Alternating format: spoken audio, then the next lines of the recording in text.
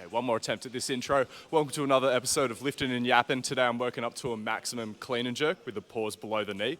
I might even do a pause in the jerk. Today we're going to talk about how a more relatively static approach to microcycle management can give you more predictable results and make it easier to adjust your program based on the feedback that you're getting.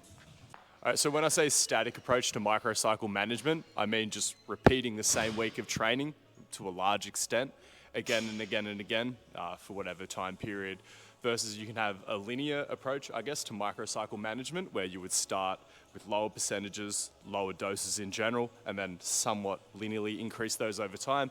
And then I guess you could have an undulating approach to microcycle management where you could wave it up and down.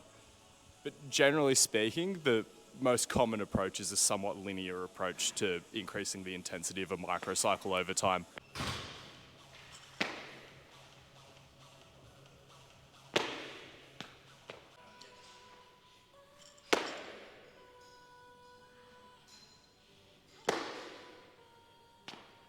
We're trying to touch on a fair few complex topics simultaneously here. I'm also on about 300 milligrams of caffeine. So to contextualize and just say what needs to be said before things get too silly, you don't want too many dynamic variables in an experiment. And humans are just always in this state of flux. We have so many moving parts. And so it's really hard to make that static. But it's very easy to have a static approach to your program. Just Control C, Control V. And then that means it's really, really easy to track performance, because if you're running the same micro prescription week in, week out, and training is going better or training is going worse, it's so easy to make intelligent adjustments to the program based off that. Whereas if you've got a human that's in a constant state of flux, this dynamic variable, and then you've got a program that's also trying to be a dynamic variable, how the f*** are you tracking performance? And people will say, is doing the same week of training, week in, week out, boring? And my question for you is, aren't you bored of spinning your wheels and not being able to track performance? Because making progress is the most exciting roller coaster ride that exists in training. While I have a much more static approach to microcycle management, I train all qualities year round. So it's a concurrent setup. So as much as you're doing the same week of training week in, week out, it's pretty varied in terms of what that actually is, because I've got a thread of hypertrophy, I've got a thread of strength work, I've got a thread of speed or power work, and I've got some conditioning in there year round. You might not be training all those qualities, but a more concurrent approach to what you were doing before will make that more static approach to microcycle management a little bit more sufferable. So yeah, you're doing the same micro every single week, but you're still getting to train a bunch of different qualities throughout the week. So we're hoping that you won't need as many changes more regularly to entertain yourself.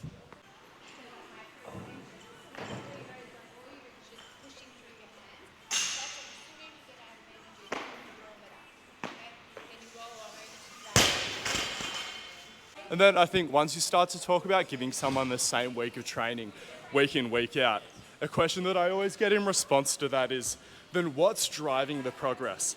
And this question comes from a misunderstanding about what the training stimulus is, or how the training stimulus interacts with the human, and how progressive overload is an emergent phenomenon. So the theory or the hypothesis or the expectation is that if you're managing your lifestyle somewhat reasonably and you're going in and completing similar training loads week in, week out, you should be able to dominate those sessions harder and harder every single week. So let's say the prescription is 3 sets of 3 at an RPE 7 and the exercise is back squat. Maybe week 1 you manage 100 kilos, but then week 2 maybe you manage to get up to 105 kilos. Maybe in the next week, maybe you have a really good week, it jumps all the way up to 115 kilos. So one of the things that I didn't mention about this static or reactive approach to microcycle management is the coach won't be selecting the loads for the athlete. The athlete will have to select the loads themselves based on the intensity prescription that's given. So we're trying to find something that is an RPE 7 week after week. And like I said, we're hoping that the performances that we're seeing go up.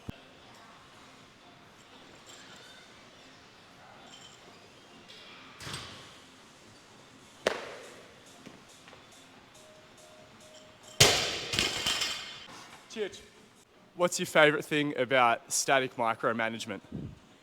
predictable performance. And what is your body weight and your powerlifting total? 682.5, body weight 80 kilos. So there we go, strong man and has a relatively static approach to microcycle management, so bias confirmed. One thing that also makes a lot of sense to me about a relatively static microcycle is, I think especially a linear approach to microcycle management, so starting out with quite easy sessions and then trying to somewhat linearly increase the intensity over the course of the block. I think what you often run into with that is undershooting the entire first half of the block, spending fuck all time in the pocket or in the sweet spot, and then just absolutely overshooting the entire back end of the block. In my opinion, a static approach to microcycle management, it pushes you to find a genuinely stimulative amount of training earlier in the block and then just literally stay there. We're trying to come up with the perfect training dose and just hit them with that week after week after week. I don't need to, especially if they've been training, like I think this linear approach to microcycle management, there's no reason to be starting your blocks off that light. I know there's a lot of great coaches who have either a linear or undulating approach to microcycle management. This is just one of the pitfalls for the less experienced users.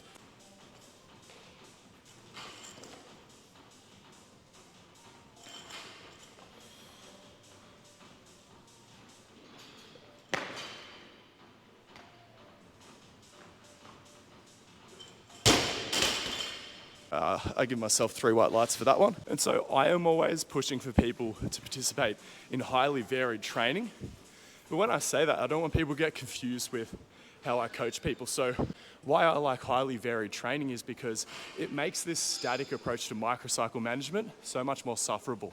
I think one of the reasons why people make too many regular changes to their training is because they're training one quality at a time, and every other quality that's important to them is detraining while they work on that one quality. So by training more qualities simultaneously, we can net a longer exposure period, and that's how we achieve our more consistent stimulus. Rather than always rotating the goal of the program, we're always pursuing the same shit year round. We might adjust the amount or attenuate things a little bit like that, so have a strength focus or a hypertrophy focus or a conditioning focus, whatever it is, but all those qualities are going to maintain a presence year round. So there's more variation in the program year round, but we're not actually making as many changes to the program. So we're getting more consistency year round, and we're also pursuing all of those training stimuli year round, which I think is really important.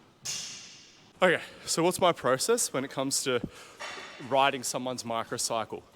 I'm going to look at the training that's gone well for them in the past historically. And then maybe I'll ask some questions about any training approaches they've had that haven't gone so well for them. So I'm looking at the context that they were coming from and whether or not that was working for them. And then based off that and any other information I gain from them, I'll then try to design them the perfect week of training.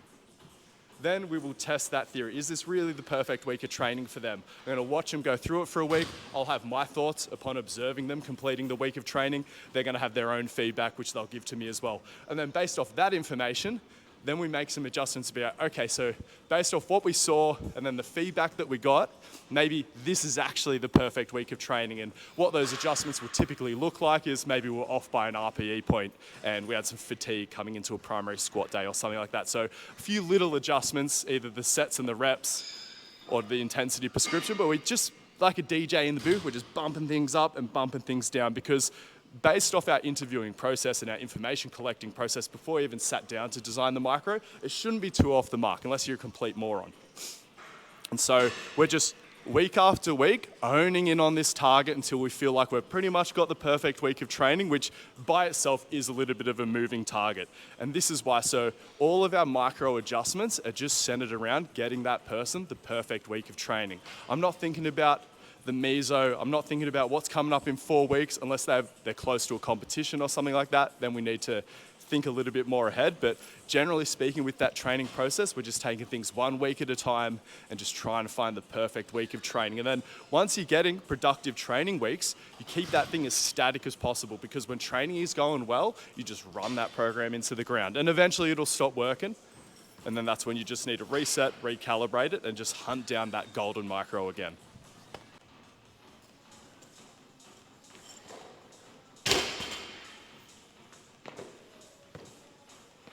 I'll make it.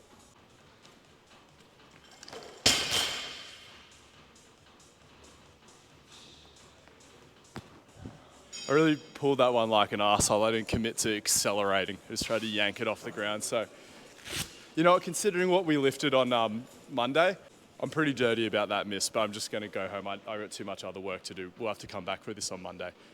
Hope you enjoyed the chat. Just sign up to a free trial of general physical preparation in the show notes below. Thank you.